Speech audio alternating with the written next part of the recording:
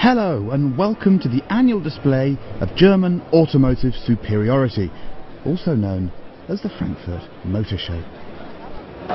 The big news of the show this morning is that the 918 Spider has just recorded a 6:57 at the Nürburgring. I don't think any of us expected that. I'm getting a bit grizzled and bored by Nürburgring lap times, but anything under 7, that grabs my attention. It started a whole new performance race at the ring.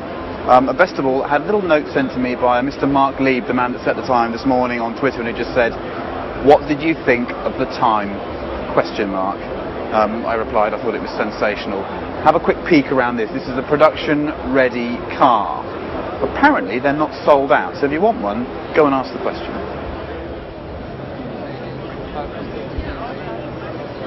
Right, this is a 911 Turbo S. I'm going to say nothing more because we're driving one in a couple of weeks, but follow me because, frankly, this is of little interest compared to what's upstairs. Forget all the modern stuff, there's a 917 up there. Come on.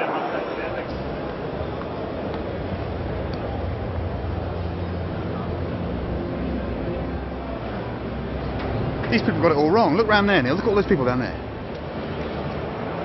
They're all hanging round modern bullshit 911s.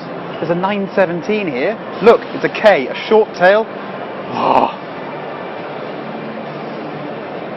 Here we have the 911-50. I'm not quite sure why they named it that way. Quite often Porsche gets this stuff wrong. It's a bit tasteless and horrible. This one, on its fake Fuchs wheels, which look great, has the most fantastic interior. It's got the kind of cross-check cloth inserts in the seats from the 70s. And the colour, that's kind of metallic but somehow beigey. It just works. I don't like special edition 911s, but I quite like that one. Now this is quite exciting, isn't it? The 458 Speziale.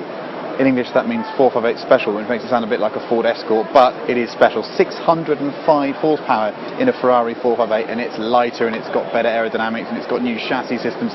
This thing, they reckon, will actually drift on its own. I think it looks stunning, and I especially like the 2 rear exhaust pipes. Here's hoping I might get to drive one day soon. So this is the new Jaguar CX-17 concept. It was unveiled with all sorts of grandiose statements about new styling languages and directions and stuff like that. As you can see, it's a crossover. What a horrible word that is. What I find really interesting is within the JLR group, if these guys make a CUV or an SUV, does that mean that Land Rover can make a saloon car? Brand separation is a bit of a subject at this show because everyone's trying to fill every niche now, and you've got brands that compete in the same area that are owned by the same companies. This is very pretty, and also I think is the first Jaguar concept I've seen that's blue. This is the new Lamborghini Gallardo Squadra Corsa. I don't know what that means, and yes, it's another fast Gallardo, and we've had too many. We need a new Gallardo Lamborghini. I'm not going to read the numbers out because Neil's going to take a photograph of the plinth down here that describes it, basically a bit more wing, and against this new 458 Speziale, it looks a little bit slow, if you can call something that's that fast slow. It's 0.8 of a second slower to 62, and I think it's a second slower to 125 miles an hour. No, Neil, I mean the car, not the girl. Now this is very promising. I walked onto the Peugeot stand thinking usual, but actually the 308R concept has got a correct ride height, it's got some stance and some camber about it. Neil and I walked up to it and just immediately nodded and went, that looks about right. If they've finished painting the bloody thing and make it fast, they might just resurrect some of the reputation that remains from the 80s and 90s, but they need to work fast. This is the Audi Sport Quattro concept. We had a Quattro concept a few years ago in America, you might remember, and it was very, very pretty and dainty. This isn't quite as pretty, and despite the fact that it's got this hybrid powertrain with a lot of performance potential, I'm quite underwhelmed by it. A Sport Quattro, according to the original, should be a car with massive blistered arches, and it should sit on the road like this and be angry and mean.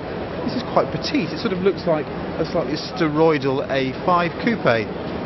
I'm not entirely convinced.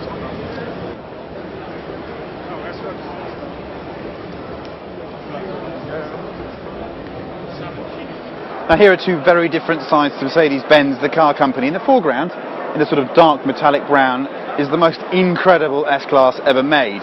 We watched a video last night of that thing there driving itself 100 kilometres through a town and the countryside and then they showed us a representation of how the sensors work on the car to see where it's going. That is an autonomous vehicle. It can drive itself. I have an interesting relationship with driving yourself. I'm not sure how I feel about it. On the one hand, I love driving, I'm passionate about it. On the other, yesterday morning at 4:30 when I woke up, if someone had said R2-D2 would drive me to the airport, I'd probably have said yes. In the background, that's the other side of Mercedes-Benz S63 AMG, a hot rod. No hybrid, no first production car fitted with a lithium-ion battery, which I find quite ironic because it's about 2.1 tonnes. It has 585 horsepower, and on the way over here, Neil was driven at 179 miles an hour in one. But I hate to say it, it's the brown one that's the most significant. It may look quite unassuming in white, but the BMW i8 is perhaps the most significant car of this show. Like so much of this show, it feels like we've seen it too many times before for it to be a surprise, but this is the production-ready car. A trickle over 120,000 euros. I'm going to speak in euro now because it's easier for me. The numbers are incredible for what is effectively an electric vehicle. It does, wait for it, 155 miles an hour, 0 to 62 in 4.4 seconds. It'll do 120 kilometers per hour, 75 miles an hour in electric mode only. In Euro speak, it's using 2.5 litres of fuel per kilometre. This is the next step, and it's interesting to see that when you're up close to it, in styling terms, it feels like the next step as well. BMW's i-range might be an advantage for BMW over its even immediate German rivals. It just looks like something from the future that we're driving now. I can't wait to have a go in it. It's even got a steering wheel. That's handy. Yeah. A mate of mine just came bounding up to me and said, "Have you seen the new Lexus Concept?" I said, "No, no. Is it good?" He went, "No, it's dreadful." He was right. This is the Audi Nanook concept. Now allow me to explain how I see the history of the Nanook concept. At the Geneva show there was a really interesting sports SUV crossover-y concept type vehicle by Giugiaro, right? I thought it was really cool. I made a point of putting it in our video. Neil, at this point, edit in the point where we had that in the video, right? You got that? Okay. That concept was then taken to the Goodwood Festival of Speed where it was crashed, okay? It was crashed at the front and needed a new front end.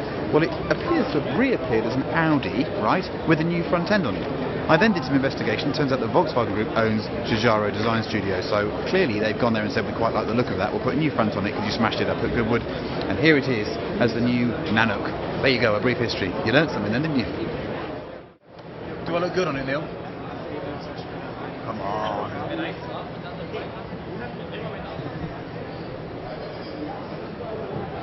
That a bit of you? That a bit of you? It's a bit of me.